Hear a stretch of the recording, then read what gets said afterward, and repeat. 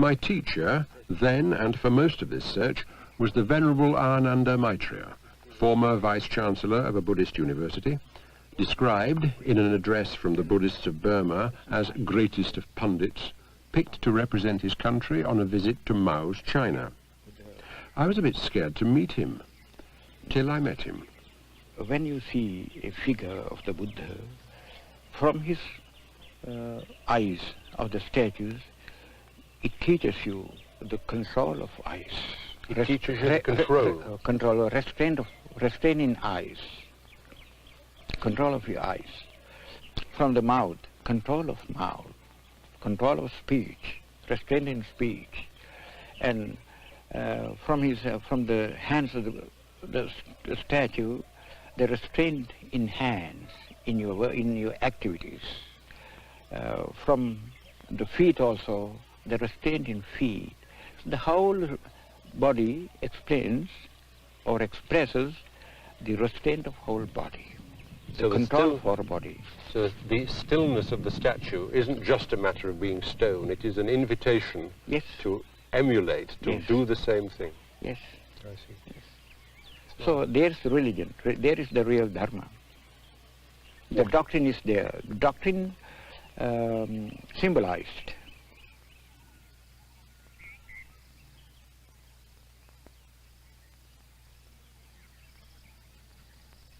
Ananda Maitreya lives in deliberate simplicity about 10 miles from Colombo. When I asked him what he thought his greatest weakness was, he said books. From his little house, he's planning a Buddhist study centre for interested foreigners. In the meantime, he writes and teaches and receives visitors.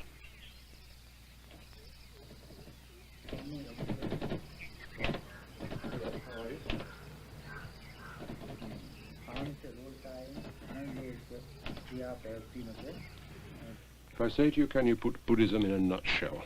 Yes. What would you do? The Lord Buddha said, Sabba papasa akaranam, kusalasa upasampada, sachitta pariyodapanam, etang buddhana sasanam, which means, Sabba papasa akaranam, to shun all evils, kusalasa upasampada, to do good, sachitta pariyodapanam, purification of your mind, etang buddhana sasanam. This is the teaching of all the Buddhas. Yes. Not easy. Well, easy, very easy if you understand it. Getting the impression that a Buddhist is almost looking through a spyglass, which is his mind, is almost seeing the whole world and everything through this lens of the mind. Yes. So when you say purify the mind, is it the same as saying clean your lens? Clean your glasses? Well, it is somewhat like that. Then you can see clearly. If you purify your mind, then you can see the nature as it is, as really it is, the world as it is. There is the realization. So you would call Buddhism a severely practical thing of seeing the world as it is, not seeing it painted gold or pink? No. You have to penetrate all the appearances. You have to penetrate it. And the Buddhist device for penetration, said Ananda Maitreya, is the Noble Eightfold Path, the 8 spokes of a wheel. Right speech, right action, right livelihood, right effort, right mindfulness, right concentration, right thought, right understanding.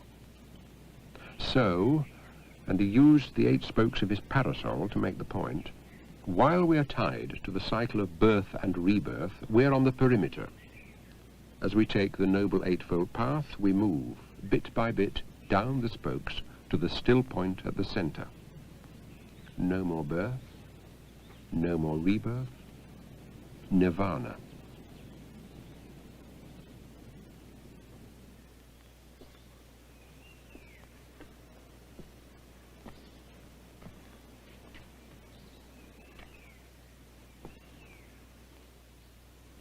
When I asked a well-respected Buddhist monk about Nirvana, he said, "You can no more describe Nirvana than a frog can describe dry land to a shoal of tadpoles.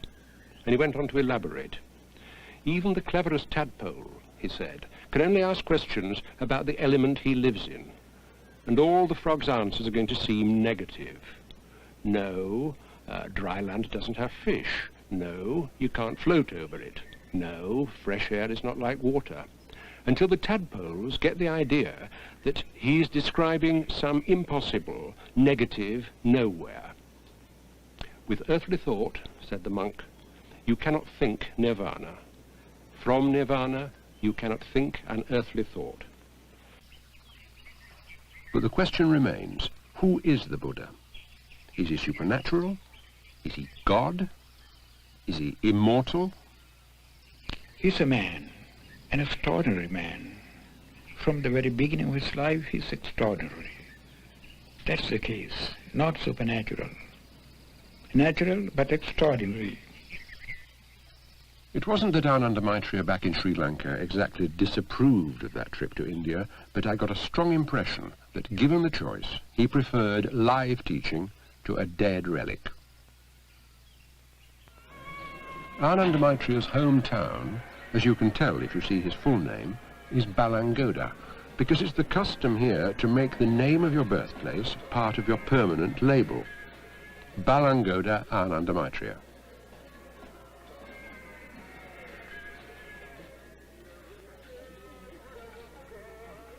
He took me to the local temple to see the monk in charge, a man in his 90s. He's a great friend of mine. Oh, is he? Yes, yes. When I was about 13, in my school days, from my school days, yes. He was a great friend of mine. Oh, he's much elderly. Yes.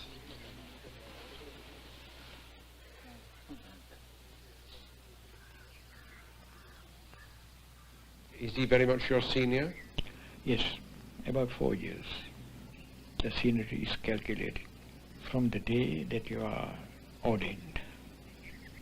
So it's our custom that we have to pay respect to our senior. If he's senior to me, even in 1 minute, I have to respect him. In this society, it's no bad thing to be old.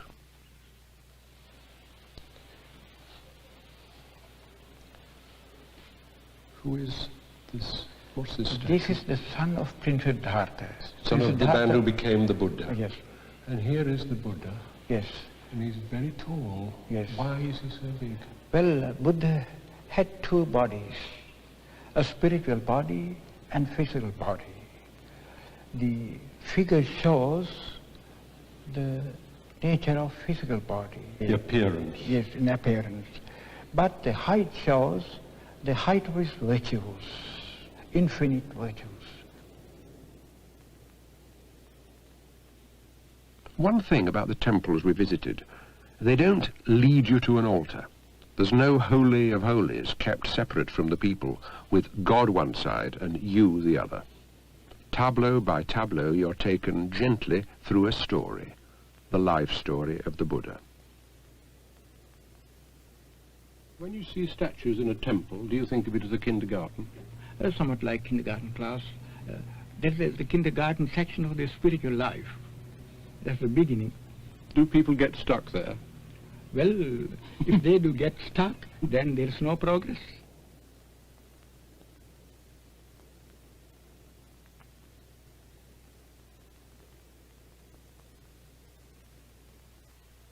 This is a fledgling relative of the Buddha with his parents. He's been a novice monk for 1 hour exactly. If, after 5, 10 or 50 years, he decides to disrobe, nobody's going to stop him. So the events of an hour ago weren't as final as they looked.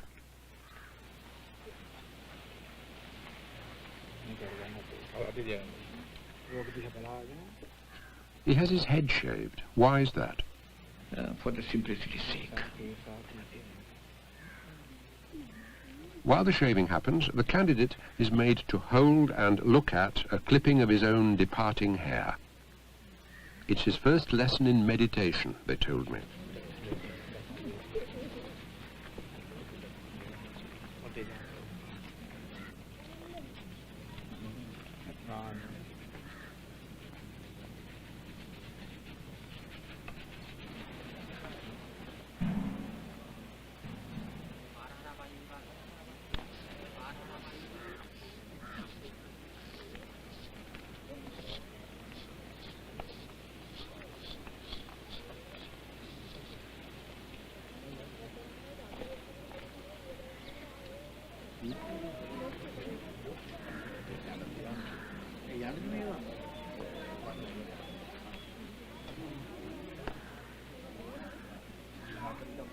There was a nice informality about the style of the ceremony, but nothing haphazard about the timing.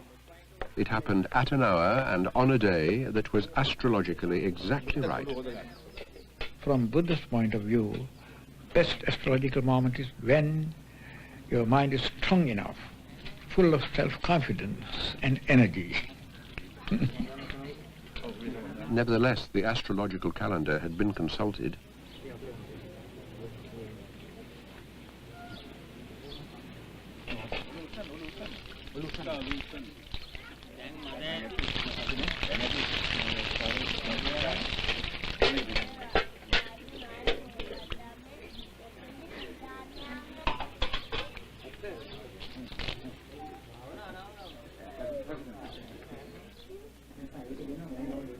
In his lifetime, the Buddha ordained nuns as well as monks. At the moment, there are 15,000 monks in Sri Lanka and no ordained nuns, though there are moves from time to time to re-establish them.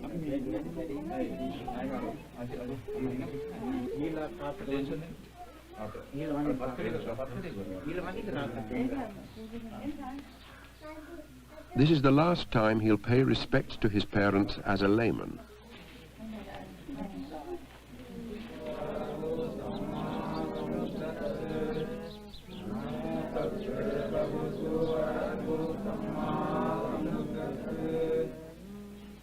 Buddhang saranang gacchami, Buddhang saranang gacchami, Dhammang saranang gacchami, Sanghang saranang gacchami, Sanghang saranang gacchami. The ordination proper begins with the 3 refuges. I take the Buddha as my refuge, I take his teaching as my refuge, I take the community of his disciples as my refuge.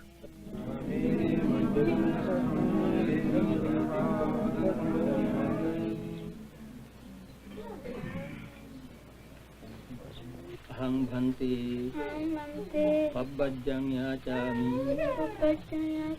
dutiyampi ahang bhante pabbajjang yachami tatiyampi ahang bhante pabbajjang yachami.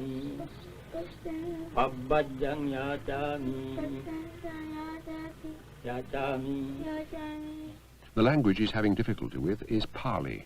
That's the language of the earliest Buddhist scriptures. These are his new robes. Okasa sabba dukkha nissarana nibbana sacchikaranathaya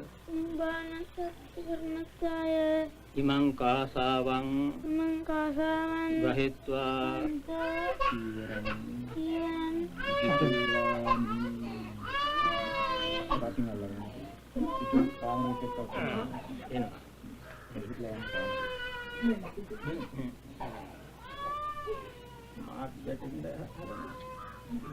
A layman observes 5 precepts, 5 undertakings.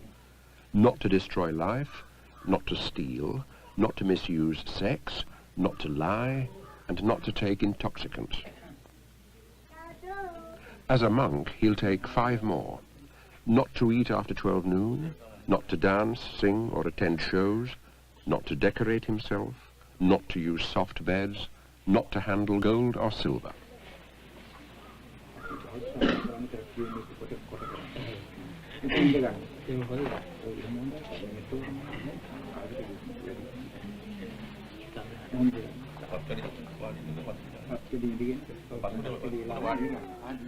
I asked Ananda Maitreya if ordination gave a man any special powers. That's something like a blessing from God or somewhat like that. There's no such thing in Buddhism. Because it is everything is you. You depend on what you do. You shouldn't expect any external help from a spirit or from anybody for your own development.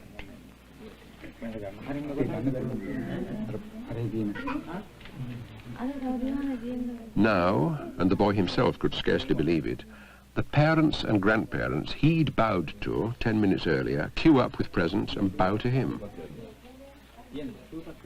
With regard to spiritual life, the boy is higher than the parents. Spiritually he is higher. Parents know this.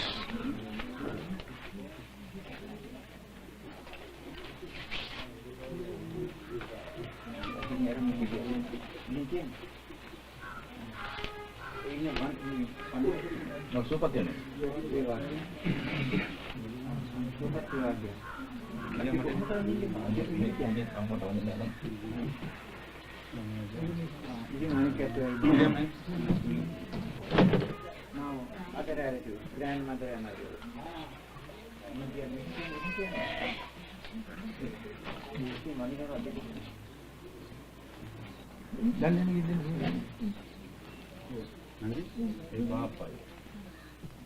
The umbrella, by the way, is the thing he liked best.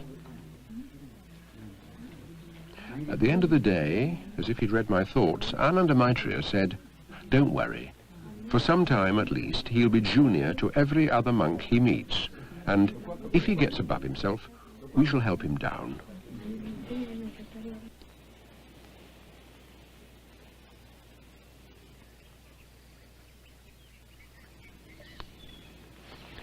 A word you hear a great deal in talk with Buddhists is the word suffering. Being alive is suffering, dying is suffering, even being happy is suffering. If they're saying what they seem to be saying, Buddhists should have the world's longest and sourest faces.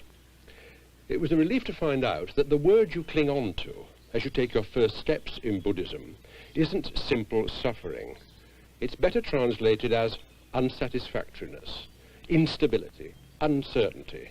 Nothing ever stays the same. I'll try and put it to you as it was put to me. Here am I sitting comfortably in this chair.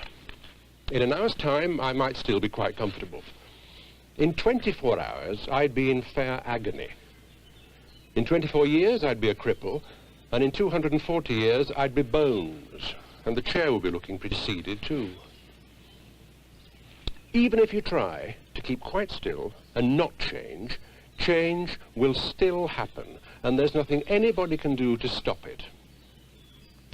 So, if, like most people, you're a clinging man in a world which never stops changing, what do you cling to?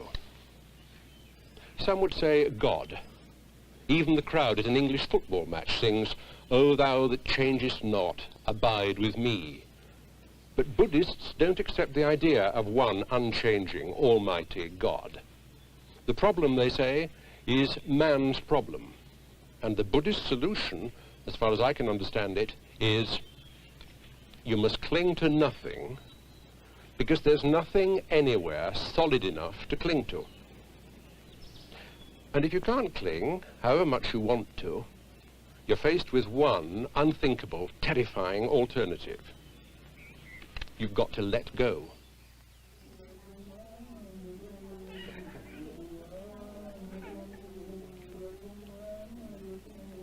When a novice is at least 20, he can be ordained a fully fledged monk, a bhikkhu.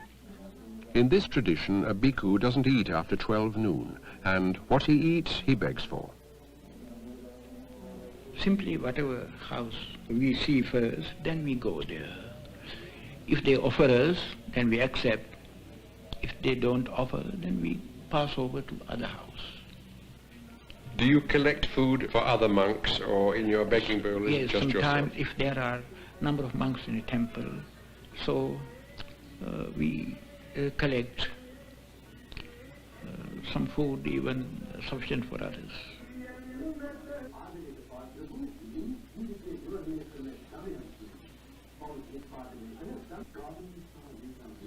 I asked the laymen, the food givers, why they did it. "Giving is the way to get inner wisdom," said one of them. But the rest talked about meritorious actions, gaining merit, like accumulating a store of spiritual riches that will help them to a better rebirth.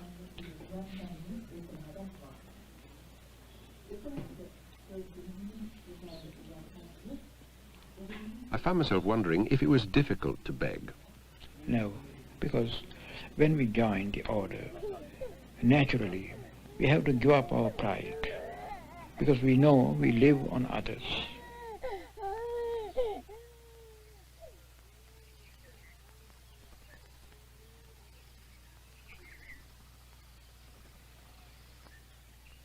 Even with an alien tagging on behind, the pace of the walk was deliberate and the concentration unbroken.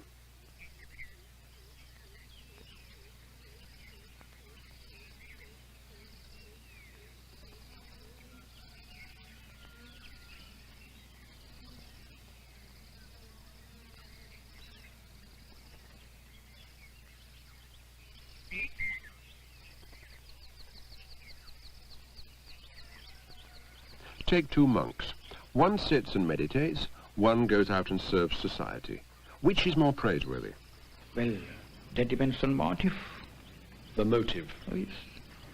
According to his motive, either this or that person is praiseworthy. I suppose I wanted him to approve of the bhikkhu who bustled about doing good. When we go on alms begging, if we do it properly, correctly, you have to meditate. You have to extend your loving kindness towards the people who offer you alms. So you have to spread that loving feeling, that loving kindness, feeling of loving kindness towards them. It purifies even in that moment your mind. It's a kind of blessing, mental blessing.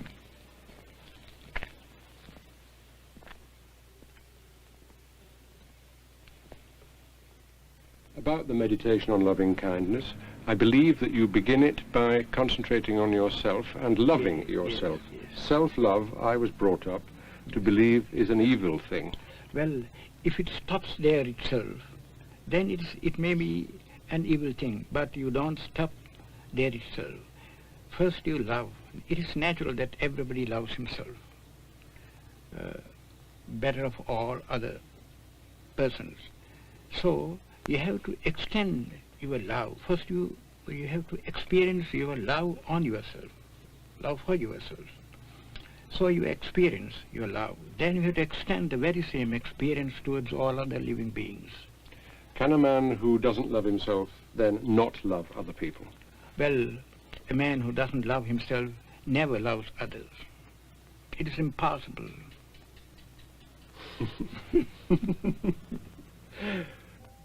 Come to think of it, the Christian gospel says, love thy neighbour as thyself, not more than thyself, and certainly not less.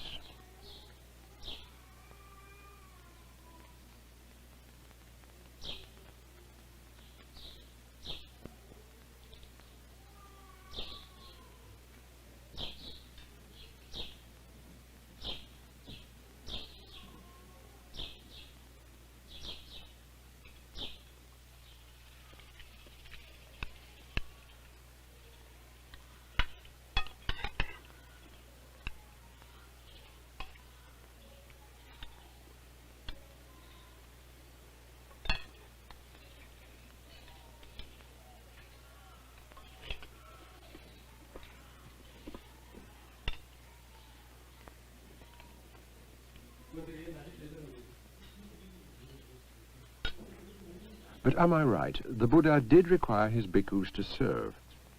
Well, yes. For the benefit of the people, for the good of the people, for the welfare of the people. To teach and preach and help the people. So he sent out the first historical world mission. Before that there was no world mission like that. It was the start of a world mission. And a mission, what is more, without bloodshed.